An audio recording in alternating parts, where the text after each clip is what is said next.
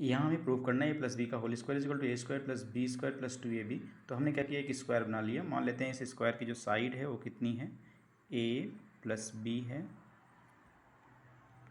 और इसकी जो साइड है वो भी कितनी है, ए प्लस बी है। चूँकि ये स्क्वायर है, वर्ग है, तो इसका मतलब दोनों साइडें इक्वल होंगी।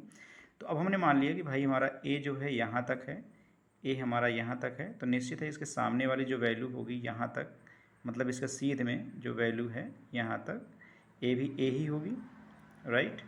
और ए वाली वैल्यू जो बची है, चूँकि ए प्लस बी है तो बची वैल्यू क्या होगी, बी होगी।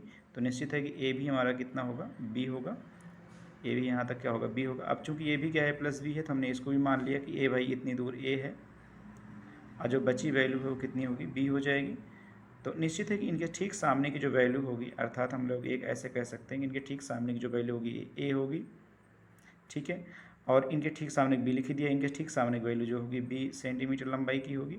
तो इस तरीके से हमने पूरे साइड को डिवाइड कर दिया। अब देखो, ये पहला पार्ट हो गया, ये दूसरा पार्ट हो गया, ये तीसरा पार्ट हो गया, ये चौथा पार्ट हो गया।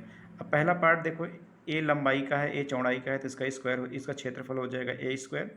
अब इसमें लंबाई बी है, चौड़ाई ए है, तो इसका क्षेत्रफल हो जाएगा ए इंटू बी।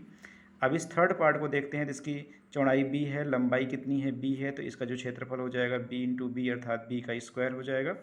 और इस चौथे पार्ट में हम लोग देखते हैं कि इसकी लंबाई जो है अपने पास में स्मॉल ए है, लंबाई स्मॉल ए है, चौड़ाई बी है, तो इसका जो क्षेत्रफल हो जाएगा ए इंटू बी। तो हम लोग देख रहे हैं कि पूरा जो पार्ट जो वर्ग का बना हुआ है उसका जो क्षेत्रफल हो जाएगा, पहला भाग प्लस दूसरा भाग प्लस तीसरा भाग प्लस चौथा भाग। पहला भाग का क्षेत्रफल ए स्क्वायर हो गया, दूसरे भाग का क्षेत्रफल हो गया ए इंटू बी, तीसरे भाग का क्षेत्रफल हो गया बी स्क्वायर, और चौथे भाग का क्षेत्रफल हो गया ए इंटू बी। तो सबको ऐड करेंगे तो अपने पास में हो गया A square plus B square plus 2ab। अब चूंकि ये पूरा का पूरा क्या है, पूरा का पूरा क्या है, स्क्वायर है, तो स्क्वायर का क्षेत्रफल कितना होता है, ए प्लस बी का होल स्क्वायर। तो इस तरीके से हमने इसको प्रूफ कर लिया।